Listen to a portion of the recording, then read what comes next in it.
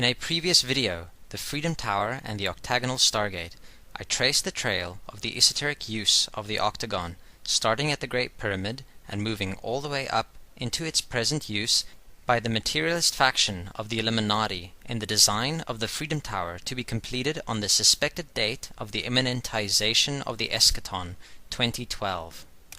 The website Octagon Mart puts forward a very convincing layout that supports their hypothesis that the three major pyramids of Giza were part of a grand design plan centered on an octagonal geometry. This elegant schema results in the middle-lying pyramid being smack in the center, with the greater and lesser of the three being cut perfectly corner to corner by the perimeter of the octagon. In Part 1, I showed how Donald Duck resonated Harrison Ford by parodying Ark Raider and Grail Quester Indiana Jones. Here we see Mr. Ford this time as Han Solo, the space traveler. Solo and his Falcon have been cited as Stargate resonating in contact with higher intelligence and the Saturn hexagon. This shape's Stargate resonance continues in this scene from A New Hope, where the octagonal window of a TIE fighter frames Solo's spaceship. Here is Fof Duck stepping through the Stargate symbol in the Oregon Ducks logo. We see the name of our composite spacefaring Ark Quester over the visage of Isis in the 1988 film Working Girl. The movie is set in New York, and we often see the twin pyramids enter screen. For the time being, I am referring to the towers and Jachin and Boaz as pyramids to emphasize their dual symbolism confirmed in this Masonic image of our already cited torch-bearing goddess.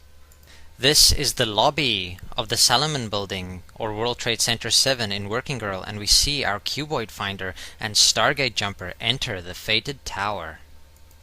I have cited Building 7 as a representation of the smaller middle pillar of the Tree of Life, and the first degree Masonic tracing board, and another of the three symbolic pyramids of 9/11.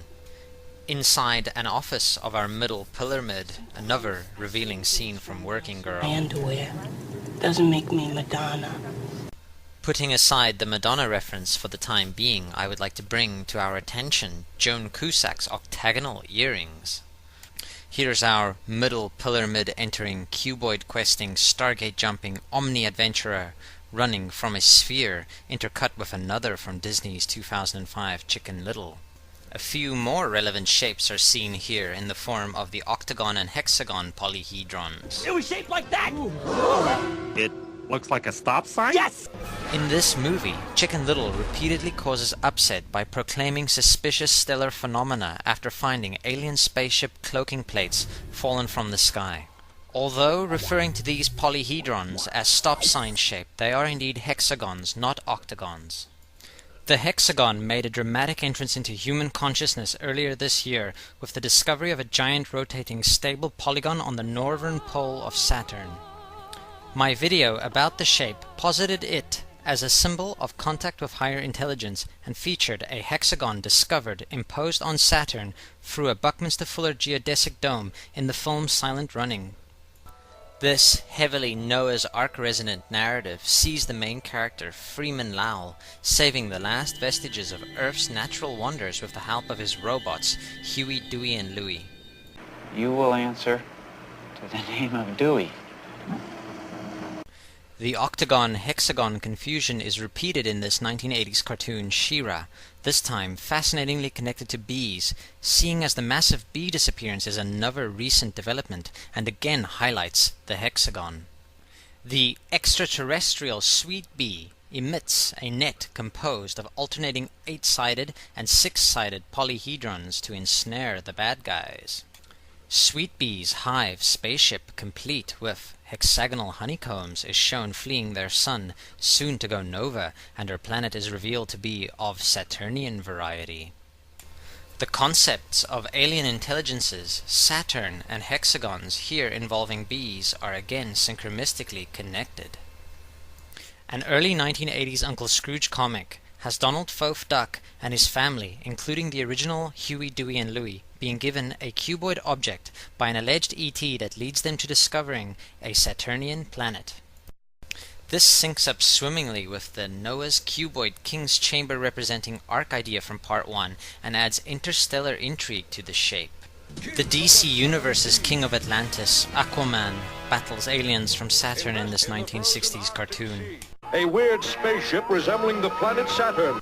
Our Atlantean prince spent some of his days hanging out with our obvious Hermes, thus Thoth resonating Flash in an early 90s comic. Supporting the synchromystical connection between Thoth, Atlantis, and Noah of Part 1, we see our Hermes resonator admitting he knows how Noah felt. In a 1960 adventure comics, we bear witness to a perfect sync matchup where Aquaman, Prince of Atlantis, meets Captain Noah and even climbs aboard the Sacred Ark. Chicken Little sees the alien contact resonating hexagon being held over another Disney duck's face. This duck is voiced by our middle pyramid, octagon earring sporting, hence Stargate resonating Joan Cusack. Richard Hoagland has fascinatingly, independently, also connected Saturn to geodesics by citing the Death Star resembling mysterious moon Iapetus as a possible artificial giant geodesic itself. Iapetus in Greek mythology is a titan and the father of Atlas, an Aquaman resonator as king of Atlantis, and also the father of Prometheus, who is a parallel of Hermes Thoth, who we have seen here as Flash and Donald Duck. A New Hope sees our Iapetus resonating Death Star being successfully destroyed with the help of our Omni-adventurer Harrison Ford. Synchromistically, we have an Iapetus-Saturn correlation, as the exhaust port of the Death Star, central to the drama, is a hexagon. In Part 1, we saw how Thoth ducks Uncle Scrooge's cuboid money bin smashed through the twin pyramids. Accusations have been leveled at the dollar symbol as being a sigil for the word Isis or a stylized caduceus. Both possibilities interact very well with a Ark and Kaaba resonating object that penetrates the holiest of holies. In the 9/11 Stargate video, we learn how Aleister Crowley can be seen as resonating with the Wizard of Oz narrative, and contacts higher intelligences shortly after meditating inside the Great Pyramid's cuboid King's Chamber. The film The Wiz syncs up by imposing the Oz 77 Goat God Pan sigil over the cuboid Kaaba representation, the sphere. Elton John steps into Oz and takes a trip down the Yellow Brick Road on the cover of his 1970s record, Goodbye Yellow Brick Road, and again engages in the Oz narrative as a witch or a wizard emanating from a sphere and the Emerald City in Ryan Adams' Answering Bell video. The knighted musician has taken on the persona of Thoth Duck in his live appearances. The synchromystical resonance ever present in the eternal now, highlighted by the powerful magic at play during the 9/11 mega ritual, shines through strongly as we learn Ryan Adams shot a video on the 7th of September 2001 called New York, New York, extremely overtly featuring the twin pyramids. Another Iapetus sync connecting Saturn to the 9/11 mega ritual comes in the form of noting the black monolith from 2001 intentionally invoked here at Ground Zero by the Manhattan Hilton in the novel version of 2001 was located on this moon of the giant ringed planet. The United States Information Agency, a public diplomacy propaganda pusher, peculiarly funded a 1970s psychedelic cartoon by animator Vincent Collins to commemorate America's bicentennial. In this bizarro gem called 200, the Illuminati pyramid morphs into a hot dog spewing cornucopia or horn of plenty. The cornucopia is often depicted as being held by some form of the mother goddess, the progenitor of all usually being cited as Isis. The cornucopia's mythical origins are often connected to Zeus, whose Roman counterpart was Jupiter, and Hercules, whose pillars mark the road to Atlantis and invoke the 9/11 pyramids. The horn is further often believed to be a goat's, and this depiction shows Pan, our Oz 77 sphere resonator, looking down at Zeus Jupiter being fed by the goddess from the horn. Bearing in mind that Jupiter steps in for Saturn in Kubrick's 2001. Ending once more with Uncle Scrooge and a weird sync to ponder as we see in this 1990 Finnish Disney comic the cornucopia spiraling like a vortex between the holiest of holies of our twin pyramids. A magical object resonant with Pan, Jupiter, and the goddess.